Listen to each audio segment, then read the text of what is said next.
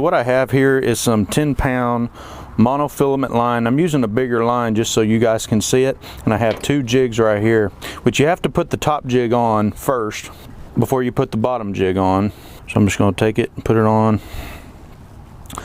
leave some slack because I'm still going to put a second one on. And my first loop, this is my favorite knot that I use all the time. It's very quick, it's very fast to do. So what I do is I take it and I have my index finger and my thumbs, and I just cross it over just like that, and I put my middle fingers through it. And you guys can play this in slow-mo if you need to, just to play it back so you can see it. What I have is just a hole right in the middle, and then what I do is I take it and I just start spinning these 2 exposed strings right here, maybe 4 or 5 times until it creates another hole. You can see that right there.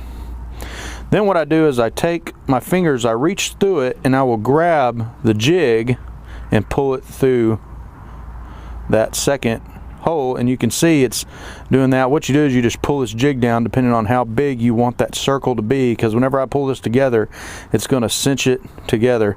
So if I want a bigger loop, I just kind of pull it down, but then when I'm ready, I just pull it together and it cinches together just like that. It holds the jig off to the side, and it also allows the jig to move freely, so it gives a more natural motion. Now on the second loop, what you can do is use the same knot, or I'll show you a different knot. So another loop knot you can do, you take it and you pull plenty of string out. So I've got the tag end right here, and then I have that end, so I've got the tag end, and then I've got plenty of line. I double it up, and what I do is I take this and I loop it over both of my fingers, and then you'll see a little space right here, right in there.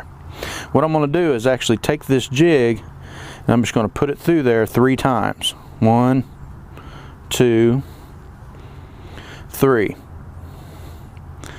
Now what you want to do is take this, and you see that eyelet right there, you actually want to take the string and put it over the eyelet, and you actually want to pull it slowly until you get the desired loop size you want. So like that right there is fine, and then you want to pull it over once you get it, and just pull both of them.